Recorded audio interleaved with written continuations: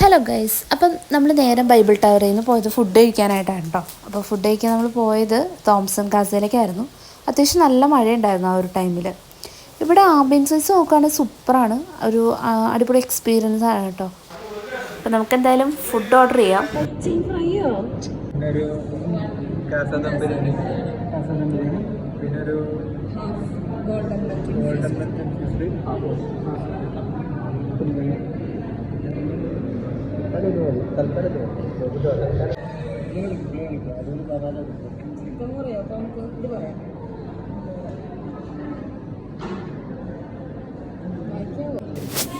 അപ്പോൾ നമ്മൾ ഫുഡൊക്കെ ഓർഡർ ചെയ്തു. ഫുഡ് എത്തിയിട്ടുണ്ട് കേട്ടോ.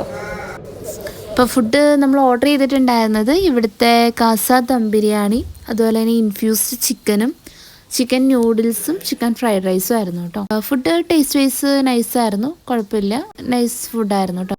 അങ്ങനെ ഞങ്ങൾ ഫുഡൊക്കെ കഴിച്ച് പുറത്തേക്ക് ഇറങ്ങിയിട്ടുണ്ടായിരുന്നു കേട്ടോ. നല്ലൊരു അറ്റ്മോസ്ഫിയർ ആയിരുന്നു, ചെറിയൊരു മഴയും ഒക്കെ ആയിട്ട് നല്ലൊരു എക്സ്പീരിയൻസ് തന്നെയായിരുന്നു കേട്ടോ. നമുക്കിപ്പം മോളിൽ നിന്ന് നമ്മൾ താഴേക്ക് ഇറങ്ങി വരുമ്പോഴത്തേനും ഇവിടെ ഒരു ചെറിയൊരു ടീ കടയൊക്കെ ആയിട്ട് നമുക്ക് കാണാൻ പറ്റുന്നുണ്ട്.